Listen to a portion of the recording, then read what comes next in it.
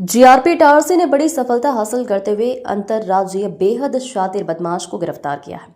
चालक आरोपी रनिंग ट्रेनों में मौका पाकर मुसाफिरों की मोबाइल चोरी कर उसकी सिम निकाल लेते हैं, फिर आसान पासवर्ड या अनलॉक वाले मोबाइलों से पेमेंट ऐप इंस्टॉल कर मुसाफिरों के खातों से रकम को दूसरे चोरी के मोबाइलों में ट्रांसफर करता था। जालसाज के ट्रांसफर की गई चोरी की रकम को मल्टी लेयर बनाने के लिए ऑनलाइन गिफ्ट कार्ड खरीदकर प्रीमियम मोबाइलों की ऑनलाइन खरीदारी कर लेता। आरोपी की प्लानिंग चोरी की रकम से ऑनलाइन खरीदे गए प्रीमियम मोबाइलों को कम कीमत में बेचकर नगद माल कमाने की थी। मिली जानकारी के अनुसार 3 अगस्त 2025 को भोपाल में रहने वाली महिला ने लिखित शिकायत करते हुए बताया कि वह सरकारी अस्पताल में नौकरी करती है।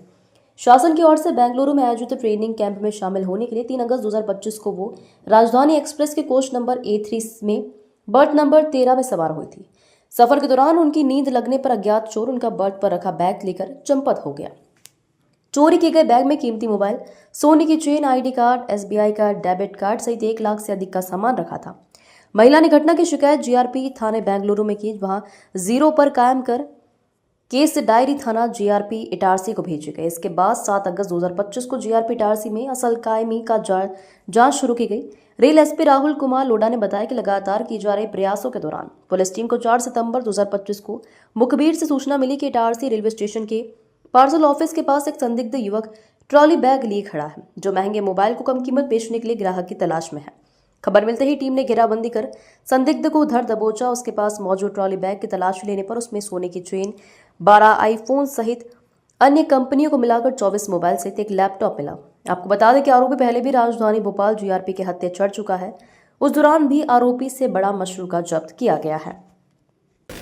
ये एक 3 अगस्त की घटना है, जिसके अंदर एक व्यक्ति के साथ में जो है उसका मोबाइल वगैरह चोरी चला जाता है और उसके बाद फिर उसकी शिकायत भी आती है। जब वो FIR करके चला गया, उसके बाद शिकायत भी आई कि उसके अकाउंट से भी कुछ पैसा जो है वो निकल गया है मोबाइल के थ्रू जो कनेक्टेड थे। इसमें मामले में इन्वेस्टिगेशन जो है वो पुलिस के द्वारा तत्परता से की गई। हमारी टीम ने जो है वो उसके अंदर कुछ लोगों को चिन्हित भी किया। इसमें एक चीज़ हमारे संज्ञान में आई कि हम लोगों ने 2 से 3 महीने पहले जो भोपाल में एक आरोपी पकड़ा था, उसी का जो है वो क्लू हमें मिला, जो कि जम्मू कश्मीर का रहने वाला है। शौकत अली करके नाम है उसका। बैंगलोर में जो है वो नर्सिंग कॉलेज में पढ़ाई के नाम पे 1-2 बार फेल हो चुका है। अभी भी वहाँ पे पढ़ाई के नाम पे बैंगलोर जाना आना रहता है। उसके द्वारा ही ये घटना कारित की गई है। पहले भी इसको एक मामले के अंदर गिरफ्तार करके हम लोगों ने भोपाल से जेल में भेजा था, जिसमें इसको कोर्ट के द्वारा जमानत दी गई थी। उसके बाद जमानत में निकलने के बाद में भी इसके द्वारा जो है वो लगातार आपराधिक घटनाक्रम किए गए।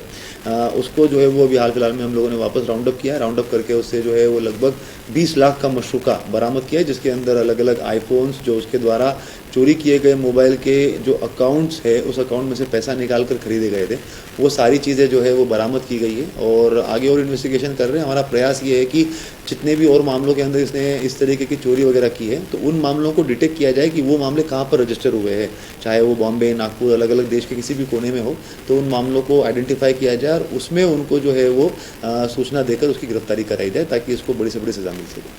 क्या मोटिव क्या है इसका? पहले भी घटनाओं को अंजाम दे चुका है, जैसे आपने बताया बड़ी मात्रा में चोरी की मोबाइल में मोटिव क्या है?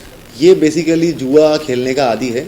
जम्मू कश्मीर में जहाँ पे ये रहता है, वहाँ पर भी इसके खिलाफ में जुआ एक्ट के अंतर्गत मामला पंजीबद्ध है। वहाँ पर कुछ देनदारी होने के बाद ये वहाँ से भाग निकला, कुछ टाइम दिल्ली में रहा, उसके बाद में नर्सिंग कॉलेज में यहाँ पे बेंगलोर में एक रूम लेके रह रहा था और वहाँ पर इसको फिर ये ऑनलाइन बेटिंग और बाकी चीज़ों की आदत पड़ती गई। कुछ पैसे कमाए गमाए, फिर इसने पैसों का जुगाड़ करने के इसमें जो है वो चलती ट्रेनों में से मोबाइल लेना, मोबाइल में से फिर उसके सिम से जो अकाउंट्स कनेक्टेड है उनको उनके पैसों को ठगना और इस तरीके से काम शुरू किया।